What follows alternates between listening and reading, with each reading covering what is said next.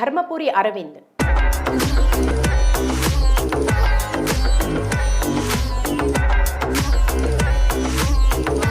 ఆయన దేశవాళీ రంజీ క్రికెటర్. క్రికెట్లోనే కాదు, పాలిటిక్స్లో కూడా ప్రత్యర్థుల్ని మాటలతో స్టాండ్స్ అవతల పడేయగలడు. అయస్కాంతం బీఆర్ఎస్ దగ్గరే లేదు, మా దగ్గర ఉంది అయస్కాంతం. కేసీఆర్ 10 ఏళ్లు తెలంగాణ కోసం కొట్లాడిండు.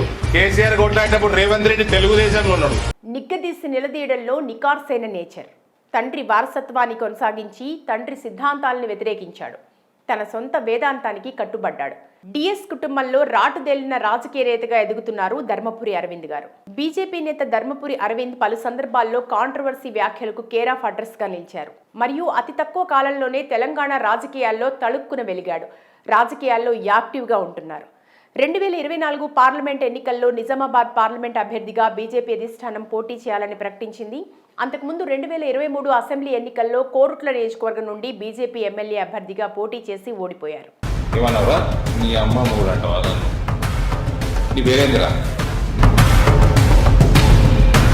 ఆయన రాజకీయ ప్రస్థానం చూస్తే తెలంగాణ రాష్ట్ర సమితి అధ్యక్షుడు, తెలంగాణ మాజీ ముఖ్యమంత్రి కె చంద్రశేఖరరావు కుమార్తె కల్వకుంట్ల కవితపై 2019 లోక్సభ ఎలక్షన్స్లో పోటీ చేసి నిజామాబాద్ నుండి ఎంపీగా గెలుపొందారు. ఆ ఎన్నికల్లో చిత్ర విచిత్ర సంఘటనలు చోటు చేసుకున్నాయి. కవిత గారికి వ్యతిరేకంగా 178 మంది పసుపు రైతులు ఎన్నికల్లో పోటీ చేశారు. అరవింద్ కూడా చాలా ఇబ్బంది పడ్డా చివరికి తాను ఎంపీగా గెలిస్తే అక్కడి రైతులకి పసుపు బోర్డు సమస్యలు తీరుస్తానని బాండ్ పేపర్పై సంతకం చేశారు. ఆ రకంగా ఎంపీగా గెలిచారు.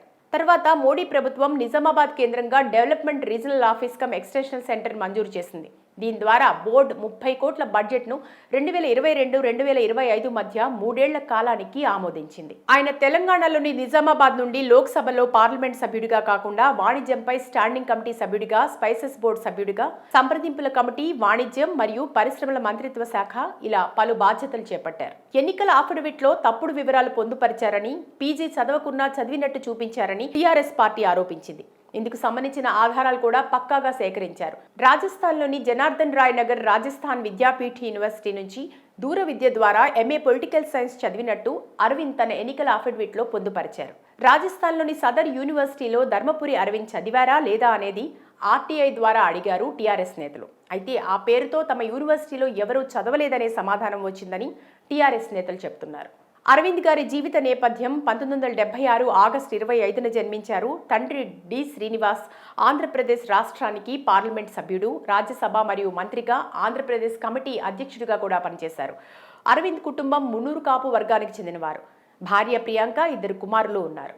అరవింద్ గారు క్రికెట్ ప్లేయర్గా 1995-96లో హైదరాబాద్లో పలు ఫస్ట్ క్లాస్ క్రికెట్ మ్యాచ్ల్లో ఆడారు. రంజీ ట్రోఫీ అండర్ 19, 21, 23, 25 విభాగాలు, మెయిన్ ఉద్ దౌలా మరియు అండర్ 19 సౌత్ ఇండియా తరపున ఓపెనింగ్ బ్యాట్స్మెన్లా హైదరాబాద్కు ప్రాతినిధ్యం వహించారు. 2023 డిసెంబర్లో కోరుట్లలో బీజేపీ తరపున ఎమ్మెల్యేగా నామినేషన్ వేసిన ధర్మపురి అరవింద్ తన అఫిడవిట్లో 107 కోట్ల ఆస్తులు ఉన్నాయని, అలాగే తనపై 17 కేసులు ఉన్నాయని పేర్కొన్నారు. రాబోయే పార్లమెంట్ ఎన్నికల్లో తమ ప్రాంత రైతులకు మరింత సేవ చేసే అవకాశం తనకు ఇవ్వాలని అడుగుతున్నారు. ముఖ్యంగా పసుపు, మిర్చి రైతుల అభివృద్ధి, సంక్షేమమే ధ్యేయంగా పనిచేస్తానని ఎంపీ అరవింద్ హామీ ఇస్తున్నారు.